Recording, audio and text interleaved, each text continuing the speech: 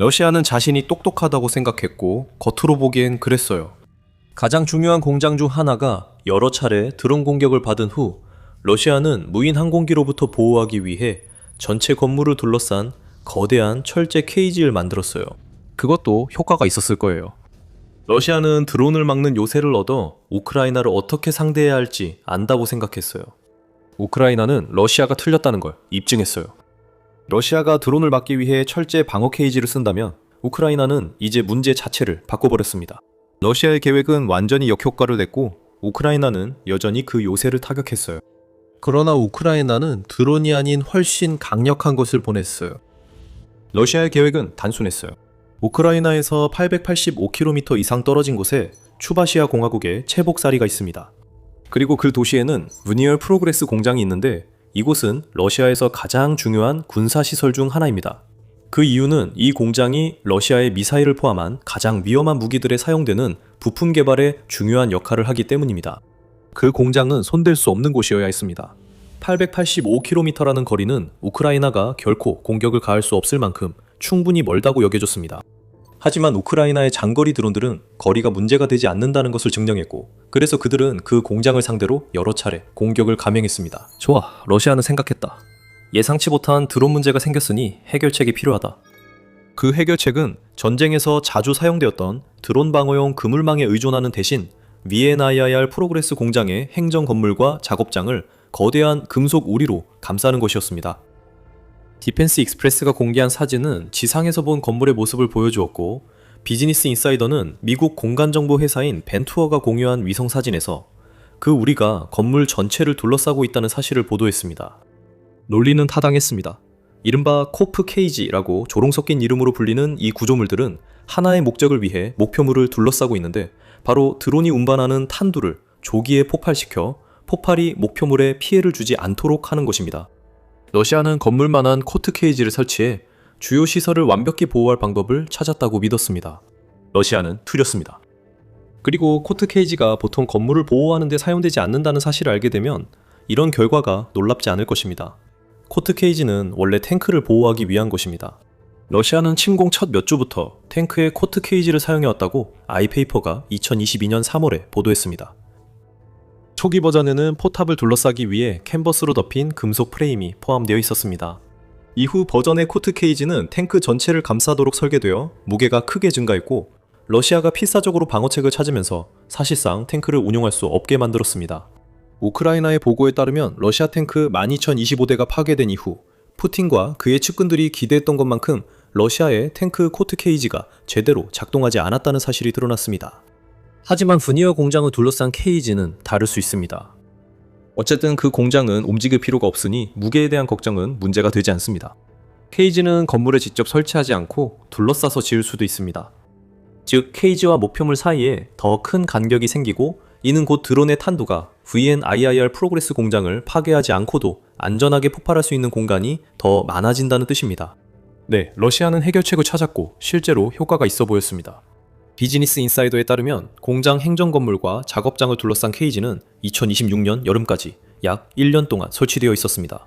공장은 여전히 건재했습니다. 우크라이나 드론은 공장 가동을 중단시킬 만큼 직접 타격을 주지 못했습니다.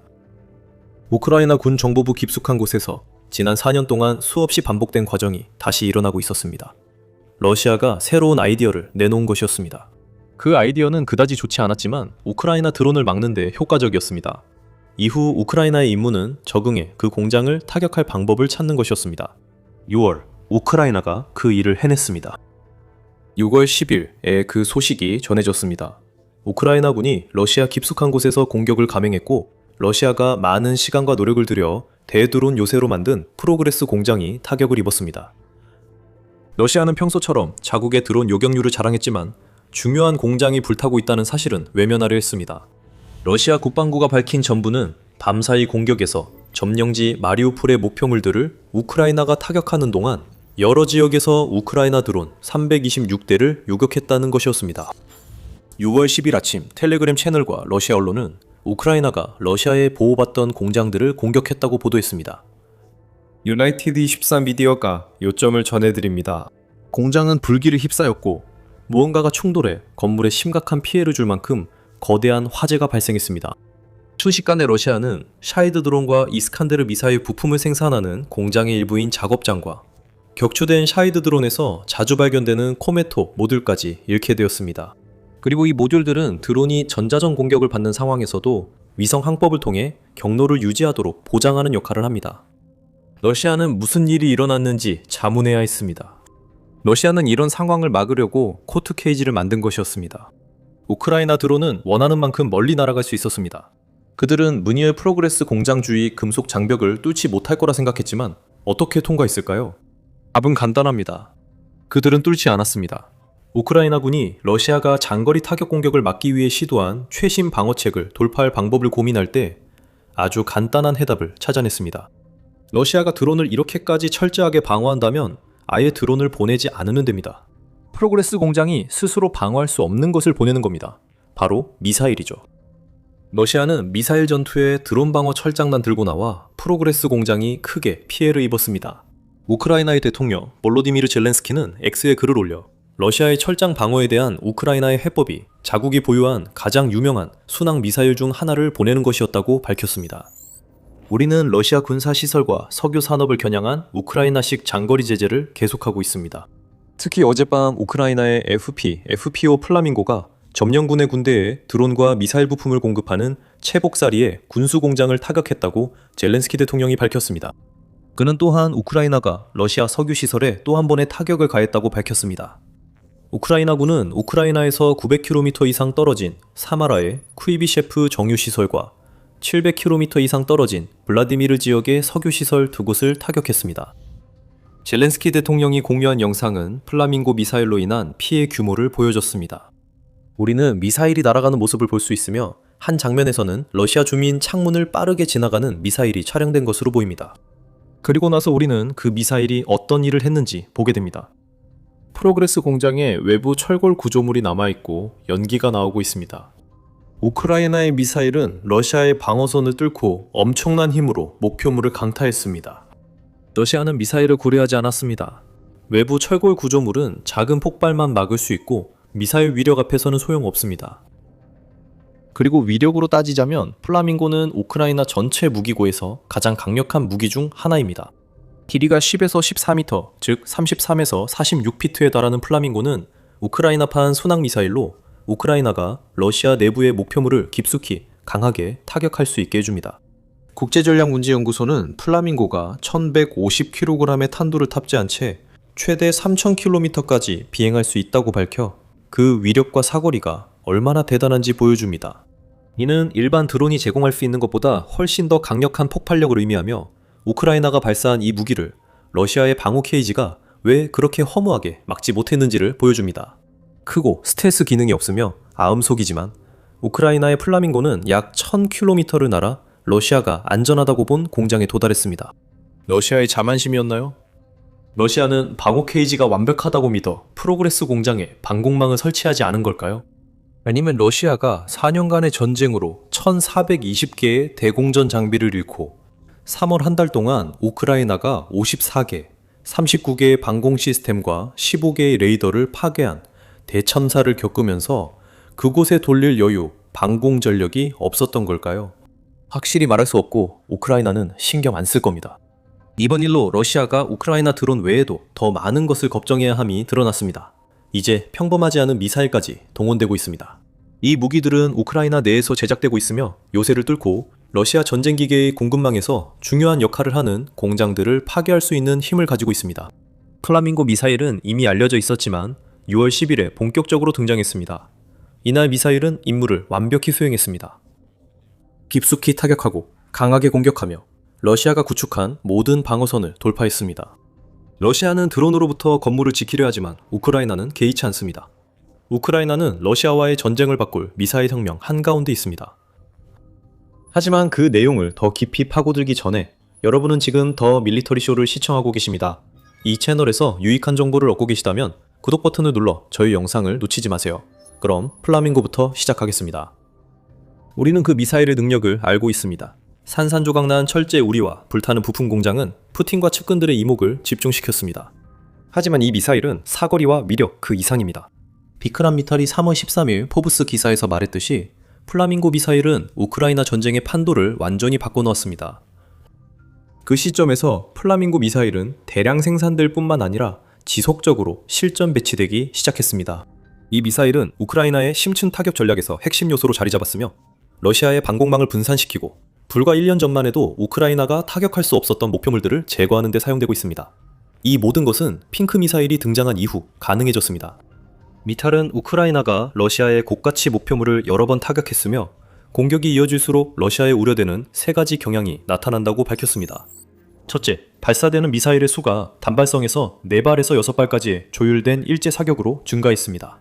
둘째, 목표물까지의 거리가 늘어나 최근 공격은 러시아 깊숙한 곳까지 도달했습니다. 셋째, 미사일의 효율성이 향상되고 있는 것으로 보이며 미탈은 여러 미사일이 러시아 방공망을 뚫고 목표 지점을 타격했다고 말합니다. 이 3가지 경향을 합치면 우크라이나의 장거리 타격 전략이 됩니다. 이제는 이전보다 더 강력하게 타격할 수 있을 뿐만 아니라 플라밍고 미사일과 드론을 충분한 양으로 발사해 러시아의 방공망이 아무런 대응도 할 수 없게 만들 정도로 더욱 위험해졌습니다. 플라밍고가 프로그레스 공장을 타격한 날, 러시아가 326대의 드론을 격추했다고 주장했던 것을 기억하실 겁니다. 그 드론들 중 몇 대가 러시아 방공망을 혼란시키기 위해 보낸 미끼였고, 그로 인해 플라밍고가 철장을 뚫고 들어갈 수 있었던 걸까요? 우린 아마도 결코 알 수 없겠지만 이것이 성숙한 타격 전략이며 플라밍고 미사일이 중심입니다. 하지만 더 중요한 것은 플라밍고 개발이 우크라이나 방위 산업의 새로운 성숙 단계를 보여준다는 점입니다. 2022년에는 서방 파트너들의 미사일 지원이 있었어도 6월 10일과 같은 타격은 불가능했을 것입니다. 4년이 지난 지금 우크라이나는 자체적으로 순항 미사일을 제작할 수 있는 기술력을 갖췄을 뿐만 아니라 생산량을 대폭 늘려서 이제는 미사일을 아껴서 가끔씩만 사용하는 것이 아니라 지속적으로 사용할 수 있게 되었습니다. 우크라이나가 완벽함보다는 실전 운영 가능성에 집중한 덕분에 대량으로 플라밍고 미사일을 생산할 수 있게 되었고, 이로 인해 러시아가 거리와 대드론 방어에 의존하던 전략은 무의미해졌습니다. 이제 그 전략은 안 통합니다. 우크라이나는 러시아의 모든 방어 문제에 해답이 있습니다. 이것이 푸틴과 러시아 전체에게 얼마나 걱정스러운 일인지는 분명하지만 여기에는 더 큰 그림이 있습니다. 푸틴이 두려워하는 건 플라밍고가 드론 방어용 케이지를 뚫고 지나가는 것만이 아닙니다. 여기서 우리는 러시아가 우크라이나의 심층 타격을 막지 못해 실패하고 있음을 보고 있습니다. 그리고 이 상황은 더 악화될 것입니다. 플라밍고는 우크라이나가 러시아에 준비 중인 미사일의 일부일 뿐입니다. 우리는 이미 푸틴이 우크라이나 드론을 얼마나 두려워하는지 압니다. 그 두려움으로 프로그레스 공장에 방호벽이 세워졌습니다. 이것이 발다이의 푸틴 거주지에 안티드론 그물이 설치된 이유입니다. 러시아 지도자는 우크라이나가 피해를 주면 언제나 드론을 쓸 것이라 믿지만 그는 틀렸습니다. 6월 10일 플라밍고 사건이 이를 증명합니다. 하지만 러시아의 더 큰 문제는 우크라이나가 불과 몇 년 전만 해도 아무도 예상하지 못했던 미사일 중심으로 전환하고 있다는 점입니다. 애틀랜틱 카운슬이 3월 2일 기사에서 지적했듯이 플라밍고는 이미 실전에 투입됐거나 우크라이나가 개발 중인 여러 미사일 중 하나에 불과합니다. 수백만 달러가 자체 미사일 시장을 개발하고 있는 국내 방위 산업에 쏟아지고 있다고 애틀랜틱 카운슬은 표현했습니다. 또한 우크라이나는 이미 그 시장을 빠르게 키울 청사진을 갖고 있습니다. 우크라이나는 지난 몇 년간 드론 분야에서 쌓은 경험 덕분에 아이디어를 장려하고 개발을 촉진하며 생산을 확대하는 방법을 이미 알고 있습니다. 이 개념들 중 다수가 미사일 시장에도 적용될 것입니다. 국방장관 미하일로 페도로프는 우크라이나 국방부가 미사일과 관련 기술을 적극적으로 개발하는 기업들에게 대규모 보조금을 제공하면서 벤처 투자자처럼 행동하고 있다고 주장하며 이와 같은 점을 강조합니다. 우크라이나 고위층에서 또 다른 미사일 전도사는 우크라이나군 총사령관 올렉산드르 시르스키입니다. 6월 9일 뉴보이스 오브 우크라이나는 시르스키가 2030년까지 우크라이나의 미사일 및 포병 전력을 변화시키기 위한 계획을 공개적으로 지지했다고 보도했습니다. 이 계획에 따라 우크라이나는 소련 시대 미사일과 로켓 시스템을 폐기하고 현대적 자국산 무기로 전환할 예정입니다. 서방 미사일도 우크라이나에서 계속 환영받고 사용될 것입니다. 하지만 우크라이나는 더 이상 과거처럼 그 미사일들에 크게 의존하지 않을 것이며 대신 러시아가 결코 일어나지 않을 것이라고 생각했던 국내 생산에 집중할 것입니다. 시르스키는 이 새로운 계획이 드론 기술의 추가 발전과 함께라면 최대 2000km 거리 표적을 꾸준히 파괴할 수 있게 해줄 것이라고 믿고 있다고 밀리타르니가 보도했습니다. 러시아가 플라밍고만 신경 쓰면 된다는 생각은 완전히 잘못됐습니다. 우크라이나는 자체 탄도미사일 개발에 점점 더 가까워지고 있습니다. 그리고 그 미사일들이 도착하면 BNIIR 프로그레스 공장과 그 드론 방호 케이지에서 일어난 일은 비교적 소풍처럼 보일 것입니다. 6월 4일 디펜스 익스프레스는 플라밍고 미사일을 개발한 파이어 포인트가 FP-7 탄도미사일의 두 번째로 알려진 발사를 실시했다고 보도했습니다. 그 시험은 여러 이유로 흥미로웠습니다. 특히 이번 시험은 파이어 포인트의 신형 미사일인 FP-7X 버전으로 우크라이나가 러시아의 미사일을 요격하기 위해 사용할 설계의 변형이라는 점에서 주목할 만합니다. 하지만 그 요격 미사일은 FP-7을 기반으로 하고 있으며 파이어 포인트가 실시한 두 번째 시험은 성공적이었고 우크라이나의 신형 탄도미사일이 유도 비행이 가능하다는 첫 번째 증거를 제공했습니다. FP-7X는 우크라이나가 러시아 미사일 위협에 대응하는데 오랫동안 사용해온 패트리엇 요격 미사일보다 5분의 1 가격으로 제작, 사용 가능해 중요합니다. 하지만 러시아를 정말 걱정시키는 건 FP-7의 공격 옵션 의미입니다. 지금까지 알려진 바로는 우크라이나의 신형 미사일은 초속 2000m까지 비행할 수 있고 복합 소재 기체를 사용해 생산 비용을 줄였다는 점입니다. 이것이 러시아에게 의미하는 바는 우크라이나가 곧 러시아가 오랫동안 우크라이나를 공격하는 데 사용해온 것, 즉 대량 생산되어 대량으로 발사되는 드론, 순항미사일, 탄도미사일의 조합을 갖추게 된다는 것입니다. 곧 FP-7이 플라밍고와 러시아 파괴에 합류할 것입니다. 또한 군사 전문가 파블로 나로즈니에 따르면 우크라이나는 곧 러시아에 심각한 피해를 줄 만큼 충분한 탄도미사일을 생산할 수 있을 것입니다. 우크라이나 라디오 인터뷰에서 나로즈니는 파이어 포인트 탄도미사일 프로젝트가 민간 주도이며 국가 지원 셉산 개발과 병행 중이라고 밝혔습니다. 데이터가 공유되고 두 미사일 개발이 진행 중이어서 준비가 끝나면 우크라이나는 월 수십 발 탄도미사일 생산이 가능하다고 나로즈니는 말합니다. 여기에 플라밍고 생산 능력이 월 30기에서 2026년에는 월 50기로 증가했을 가능성이 높고 추가 투자가 이루어진다면 더 늘어날 수 있기 때문에 러시아에게는 위협이 됩니다. 코트 케이지로는 러시아 군산 복합체를 위협에서 지킬 수 없습니다.